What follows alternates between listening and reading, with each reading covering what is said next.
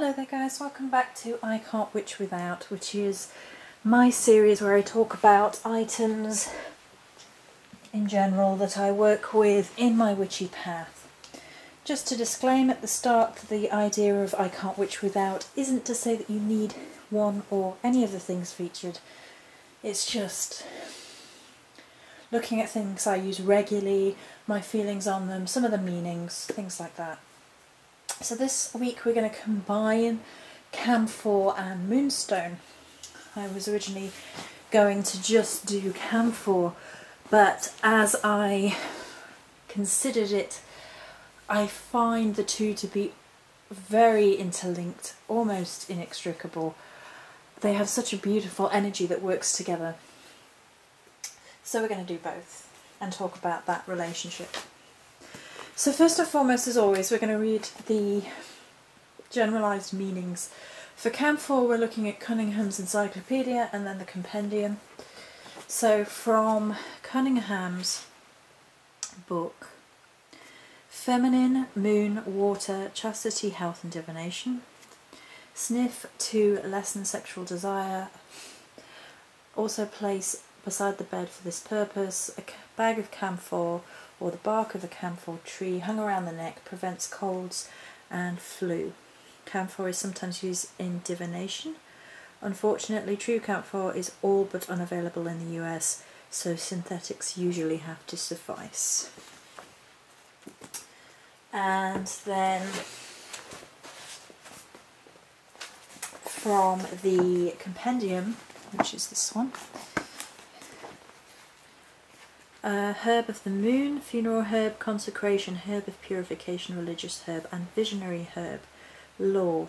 Camphor is employed in embalming and is also brought into burial rituals in some parts of East Asia. The wood of the tree is used when making masks for ritual theatre performed in some Buddhist temples. In The Golden Bough, Fraser informs us that in Borneo, the camphor tree is linked to beliefs about fidelity. By studying the way the knots grow in the tree, men determine whether their wives have been faithful or not. We consider this a questionable custom. It is not the property of camphor which lends itself to divination, but the chauvinistic practice which has nothing to do with the camphor deva, and everything to do with social manipulation. I don't think he likes that. Usage. Known for its cleansing properties, camphor brings purification and removes all unwanted dark energies, leaving the natural energies cleansed and receptive. One's home or temple is able to readily absorb healing magic. Camphor is ideally suited for ritual cleansing prior to moving into a new home, or for cleansing a temple before setting up one's altar and ritual tools. From the Master Book of Herbalism we find the following passage. When the home has been thoroughly cleansed, before any possessions have been moved in, a thurible should be set in a central location and camphor burned upon a glowing block of charcoal. The smoke should be allowed to fill all the rooms of the resident, which is a sure way to exorcise old and unwanted energies. Camphor also has divinational properties. It may be burned on a charcoal with one's meditations in a quest for prophetic dreaming. Some of the liquid may be added to water used in scrying. Camphor may be used as an incense in rituals of death and dying to help cleanse the spirit of the deceased of residual and negative energy being carried into the next life. Associated with two cards in the major arcana from tarot, the High Priestess and the Chariot card, and may be included in consecration rituals for any temple tools. So obviously I don't have any of the resin here. You can get it sort of like a white block, it tends to be sold as, but I don't have any. I have the incense sticks and the essential oil. I do love working with the essential oil. So as you can already tell, camphor is a herb of the moon. And obviously Moonstone is the stone of the moon. So there's already that association there. Very obviously, very prominently within the energies. The energies are going to intertwine there. And before we really start talking about my feelings on it, we're going to have a look through the meanings of Moonstone as well. And for the purpose of this, I've got as much Moonstone as I think I have. So this is just regular Moonstone, this is raw Moonstone, there is Midnight Moonstone in here, Rainbow Moonstone and regular Moonstone in the different variants. My favourite personally is the Rainbow. The Rainbow, some of them, I don't know whether any of mine have very clear, you know, they have a blue shimmer through. Very Labradorite-esque. I don't think any of mine do. I really want a beautiful and big piece at some point that has a proper shimmer through, but I've always preferred the Rainbow Moonstone, and as I sort of investigated crystals and became more aware of Labradorite and the relationships and things, then that became more obvious to me that that's where the tie was coming from. So, generalized meanings from the Crystal Bible for Moonstone: a stone of new beginnings, connected strongly to the moon and to intuition. Is a reflective stone much like the moon, and reminds us that as the moon waxes and wanes, so everything is part of a cycle of change. It calms the emotions, makes conscious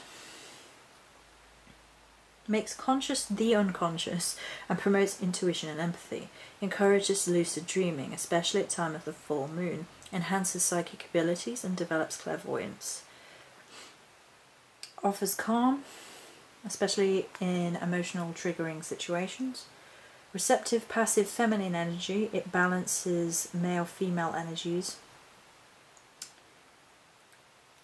opens the mind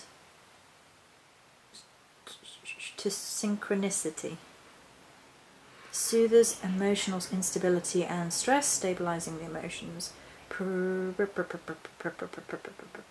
Placed on the solar plexus, it draws out old emotional patterning so it can be understood and dissolved. Okay, and then a quick note on Rainbow Moonstone, which is my favourite. Carries the vibration of cosmic light and offers spiritual healing for the whole of humanity, taking you on inter and multi-dimensional journeys. It reminds you you're part of the ongoing, ever-unfolding cycle. Right, so we have many correspondences here in common. We have the obvious moon correlation. We have a correlation between divination. We have a strong purifier and a purifying sense. There's a strong feminine goddess energy working its way through both Moonstone and Camphor.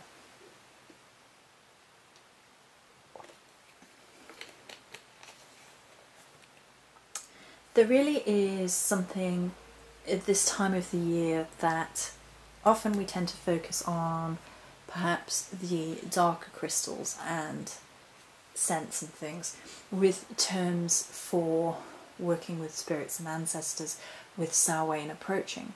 However, Camphor and Moonstone provide a beautiful light balance to those heavier scents and things, because Camphor purifies everything. It purifies your temple, your space, gets rid of any negativity clinging on. It provides a clean, purified space in which to engage on an ancestral level.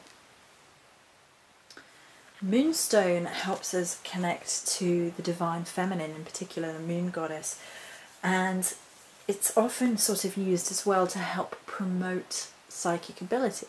So at the time of the year when we are most focused on our sort of psychic connections to the universe, as Samhain approaches, as the veil thins, as we receive messages to enhance our lives from our ancestors going forth into the upcoming witchy year, Moonstone can help us sort of focus our psychic abilities in order to fully embrace those messages that might come across the veil.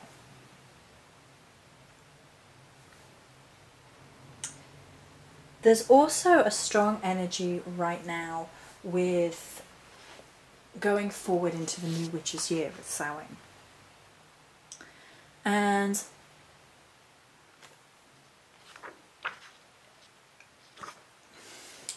I think both Moonstone and Camphor can be used in an energy sense to leave behind that which no longer serves us. So to purify ourselves of the negativity and all the bad stuff that's happened in the previous year, and allow us to step fresh into the new witch's year following Samhain. To accept the part we all play in the cycles of life, death and rebirth, which are so prominent at the upcoming festival of Samhain. Perfect for working with divination as well, so if you were going to engage particularly with tarot readings, or oracle readings, or your runes or your ogam, or any type of divination that you were seeking to engage with, Camphor and Moonstone can promote a really in tune way of getting into divination, because first of all you cleanse out. It cleanses out everything, you know. Camphor, poof, get rid of it, it doesn't serve, negative, get out, get out, get out. It creates a consecrated space, a sacred space, a temple space in which to engage with divination. So it's basically taking your energy and your mindset and switching it from the mundane into the astral perhaps, or the abstract, or the realm of spirit, and it's switching gears so your energy vibration raises up and is ready to engage with messages of divination. It can help you really sort of focus in on what you are looking at in front of you within terms of cards, or however you choose to engage with divination.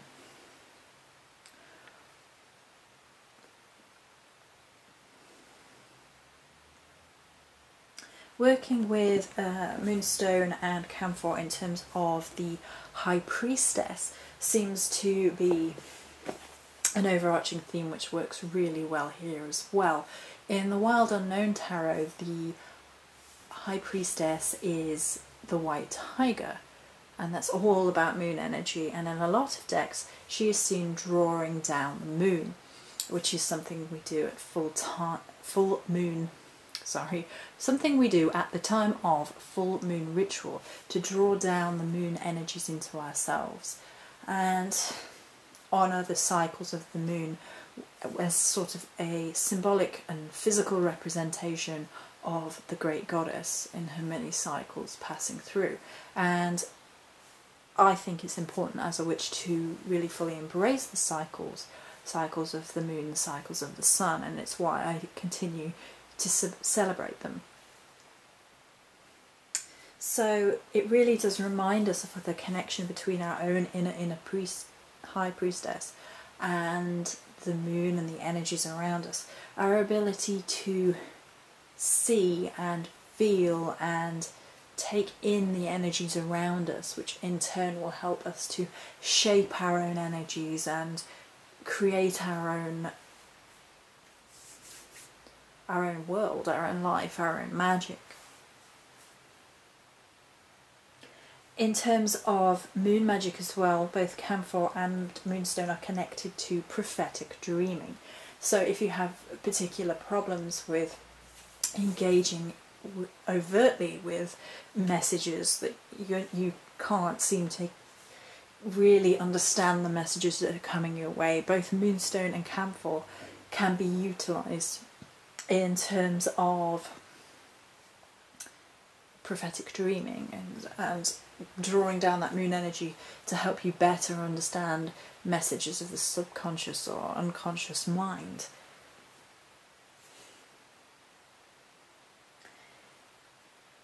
It's also, both of them are really quite potent in terms of the time of the month period, the blood cycle for women.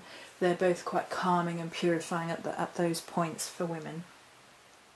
And that also ties into the fact that both Camphor and Moonstone can be utilised to help you balance your emotional state, which can be a little bit in flux at that time of the month. But in general, even if you're a guy, or you have passed into the point of not needing emotional stability anymore with regards to period, because it's later on in life than that, it can still help with tension and help ease emotional instability.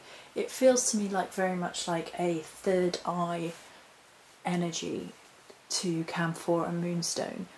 It very much conjures up in my mind the idea of like moonbeams coming down at your third eye and just promoting a sense of calm and peace and goddess energy, and just filling your whole body with a sense of balance. I think is what it really, peaceful balance is what the two really speak of to me. They're also really, really fantastic for purification purposes in general. Moonstone is a stone of new beginnings, so you can utilise the power of Camphor and Moonstone to basically purify out a situation which is no longer helpful in any sense. It's causing you pain and you need it to be purified and gone and make a new fresh beginning. Well, Camphor in conjunction with Moonstone, those energies combining and interweaving so easily because they're so similar, means that you can utilise those energies to really give a good solid purifier out and a beginning again, a new beginning. So I think that's everything that I wanted to cover. I'm pretty sure. Let's have a quick look at the book again. Did I miss anything or are we good? No, I think we're good. So that's going to be it for this episode. Many blessings.